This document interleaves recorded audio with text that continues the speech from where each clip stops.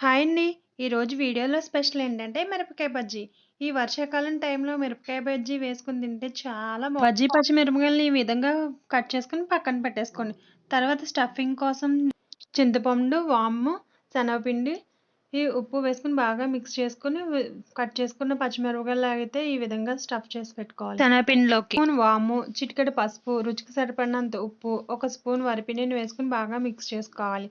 తర్వాత వాటర్ వేసుకుని బజ్జీల పిండి వేసుకునే టైపు ఈ విధంగా మిక్స్ చేసుకుని పక్కన పెట్టేసుకోవాలి. తర్వాత స్టవ్ మీద ప్యాన్ పెట్టుకుని డీప్ ఫ్రైకి సరిపడినంత ఆయిల్ వేసుకోవాలి. ఒక గ్లాసులో వేసుకుంటే ఈ బజ్జీలు ఈజీగా అయితే వేసేసుకోవచ్చు.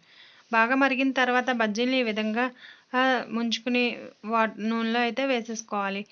బాగా వేగిన తర్వాత వేరే వైపుకి టర్న్ చేసుకోవాలి. 2 సైడ్స్ బాగా వేగిన తర్వాత తీసేసుకుని ప్లేట్లో వేసేసుకోవడమే.